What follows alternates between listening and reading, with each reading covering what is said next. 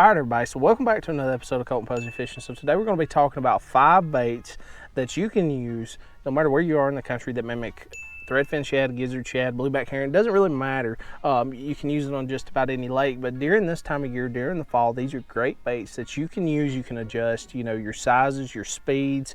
You can basically make these baits fit into whatever type of fisherman you are. So either way, stay tuned. This is something you don't want to miss. All right, everybody, so if the video helps you, make sure to like, subscribe. It helps me out a whole lot. If you ever have any questions, drop a comment down below, whether you're just asking about something we're talking about in the video, or if you just want to talk fishing. I love hearing from you guys. Also, just real quick, going to get this out of the way. We're working with Thunderhawk Lures and Salty Captain. All my sponsor links, all the baits, everything will be linked down in the description. You can go down there and just click on it and carry you straight to their website. Either way, let's jump into it. So the first category we're going to talk about small swim baits. Okay, so this is the 3-inch Mayer, multiple different colors, multiple different sizes. I typically like sticking to the 3-inch, especially because most of the areas that I fish, it's either going to have threadfin shad, blueback herring, or gizzards. But even the fisheries that I fish that have gizzards in it, they're typically not that large of gizzards. They're typically in that 3 to 3.5 inch range. So, I may throw like a 3.75 inch rage swimmer if I don't throw the Mayer or something like that. But, either way, taking swim baits, and I'm going to tell you why I use one for the other. So the Mayer, I typically run that joker either on this swim bait head in particular. This is the all-terrain Smalley Smasher. Let me put my hand behind it. Boom, there we go. All-terrain Smalley Smasher. You can get it like 1/4 ounce, 3/8 ounce, half ounce, the 3/4 ounce, whatever. But it's got that light wire hook. It's perfect for running on a spinning setup when you have like that 8-pound test or something like that. But the Mayer's got a little bit more subtle action, and when it comes through the water, it kind of has that wobble. Now sometimes that's good, and a lot of times it's actually good, but sometimes that's bad, and I've come to figure that out. I'm going to explain why. So like with the 3-inch or 2.75 inch rage swimmer, it's just a hair bit smaller, and you can rig it also up on that all-terrain Smalley Smasher, but it's got that wide wobble. The tail kicks really hard. You can really feel it in your rod, almost like you're throwing a rattle trap or something. And I've noticed most of the time when these fish are very aggressive, they don't typically want the rage swimmer for whatever reason. I don't know if over the years people started using them a lot, but either way, let me know what you think down in the comments, especially if you fish with the rage swimmer a lot. But either way, it's got that real wide tail kick, and I've noticed when the fish are very aggressive, they swipe at it a lot. They don't really get it. So that's typically when I go to the Mayer, where it's got that roll action. But now on the underspins, okay, so this is underspin. This is another way that I really like to rig these baits this time of year. But typically on the underspin, 99% of the time I'm going to run the Mayer. It just has a real good draft, and it keeps that bait running true. Okay, and it does have that kind of side-to-side wobble, but it's not just wandering off or trying to roll or burn out or anything like that. I can reel a 1/4 ounce underspin pretty fast with the Mayer on the back of it. So that's another thing. With me being a power fisherman, the way that I fish, I typically run my baits faster than a lot of people like to run their baits, but I do that for a specific reason. I can cover a lot more water, and I find those fish that are aggressive, and when I do find those fish that are aggressive, then I can slow down because I know I can catch multiple fish out of that one area because they are so aggressive. But your Mayer, your rage swimmer on just your regular swim bait head, or your underspin, those are going to be great baits for you to mimic, whether you're fishing all the way through a creek and just trying to locate fish, or when you find fish that are feeding on shad and stuff like that. I can't tell you how many times, like especially throughout the years, just throwing a rage swimmer on one of these while the fish are out busting in the middle of a point or something like that, and burning that bait through it, how they'll just load up on it. It's a great technique. Either one, you just kind of play around with it, find your confidence bait. But any type of swim bait like that, you may have some different ideas or something like that. Try it. Don't be afraid to throw something different. But any kind of swim bait that's going to mimic shad, and the size of the shad is the key. Okay, the next one we're going to talk about is something that I've talked about all year long, and it still works to this day. I mean, today we show up to the lake, and it's been one of those days where they were very aggressive throughout the week in the past couple weeks, and then today they're still aggressive, but they're very finicky. You can tell they've been pressured a lot. They've been hit over the past couple weeks, so a lot of people's been fishing. But that's a Zoom Tiny Fluke on a dart head. That is a great option at any time. You can fish it shallow, you can fish it deep. This time of year, don't be afraid to fish the main lake. Don't be afraid to fish the backs of the creeks. Don't be afraid to fish the middle of the creeks. It doesn't really matter. You're going to catch fish either or. You know, we focused on creeks pretty much first part of this morning. It really didn't work out, so then we started moving out to the main lake. We started catching fish, and then we started transitioning slowly into the creeks as we see these fish push back and start feeding more in the backs of the creeks. But that dart head fluke is going to be a great option. Now also, just your regular, you know, fluke, whatever type of fluke you like. I use Zoom, but you know, I've heard a lot of good stuff about the egg zone.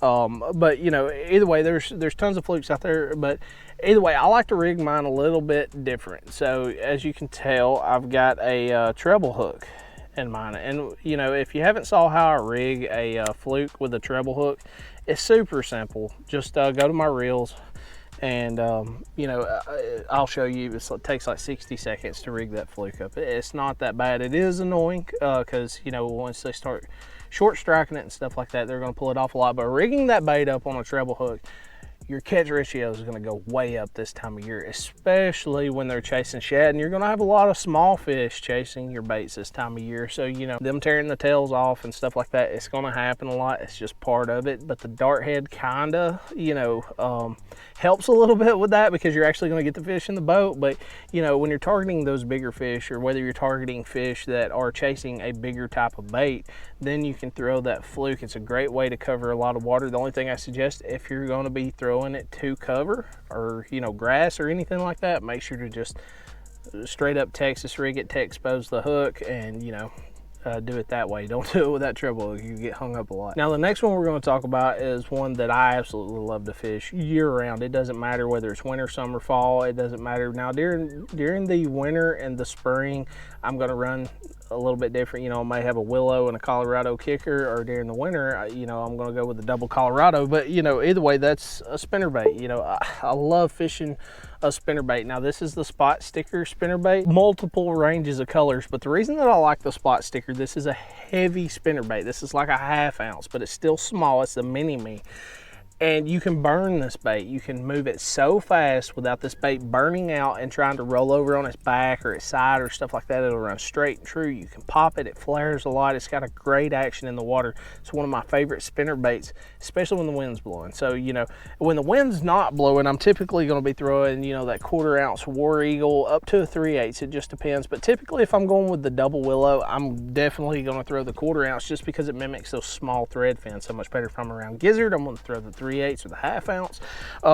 But you know, not a whole lot of wind, just a slight breeze. The 1/4 ounce is a great option. And then, you know, when we got a little bit heftier winds and I got to get that bait out there without backlashing and stuff, I'm going to throw that spot sticker.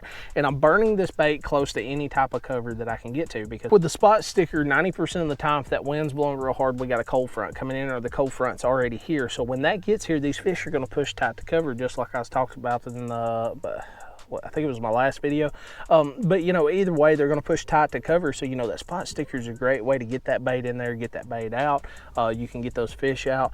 It kind of just depends on the area, and you know, the weather changes over the past you know, few weeks, and the water temperature and stuff like that. You know, the way I always see it is, if the water temperature reaches 65 degrees or below, then I'm going to be worried about, you know, slowing that bait pretty far down. You know, I mean, I'm not gonna necessarily not try to speed it up a little bit. I'm gonna push it and see how far I can get away with it. First, I'm gonna be moving it pretty slow. If no bites, I'm gonna start speeding up until I find that cadence that the fish like. Now, the other baits I want to talk about, this is you know, the moving hard baits that I'm typically gonna be using. This is Thunderhawk A10. Okay, this is a shad killer. I really like this bait as far as coming through cover. It's a very efficient square bill when you want to go through cover. Back of the boat, Brad back here, he has been wearing out the A10. He has been loving on it, man, wearing them out on the A10. But you know, it's a great efficient bait going around any type of cover. So like the lake we're fishing today, there's a lot of laydowns, there's a lot of stumps in the creeks and stuff like that. The bait just comes through the stuff super easy, and it's a good way to catch fish. I mean, it's got a very aggressive action that the fish love. Typically, if they don't eat it, they're going to follow it to the boat. So, but most of the time, they're going to eat it. The other one that I really like, Mikey Balls just talked about it the other day, and you know, that's a lipless crankbait. This is the Sergeant by Thunderhawk, and this is a silent version. I'm typically going to run that silent version all the way up into winter, because most of the time these fish are going to be hearing rattling baits. They've heard them ever since spring, and they just ain't going to hit them. I don't know why. I think they get accustomed to it. Anything like that. It's kind of like, you know, this time of year they follow your bait up to the boat. If they see the boat, they go straight back down. You're probably not going to catch those fish.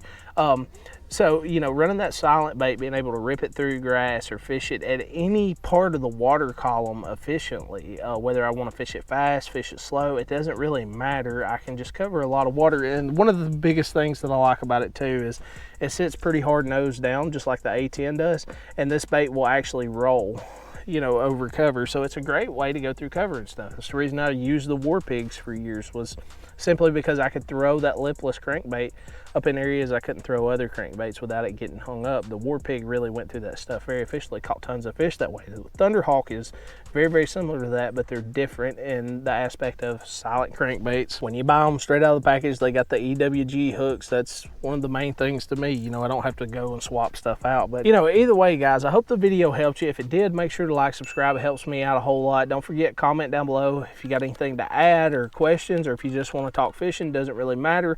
Also, big shout out to our members and stuff. I appreciate it, guys. You helped me out a whole lot. If you want to become a member, it's $2 a month. You'll get my videos early. You'll get early access. You'll be able to ask your questions, comment early, whatever you want to do. But either way, it helps me out a whole lot. It's a small thing you can do. Also, the Colton Posey Fishing store is now open. So, you know, you can click on the merchandise and it'll carry you straight to the store. Pick out what you want, $25 shipped to your door, all kinds of goodies. Either way, guys, I really appreciate it, and I'll see you next time.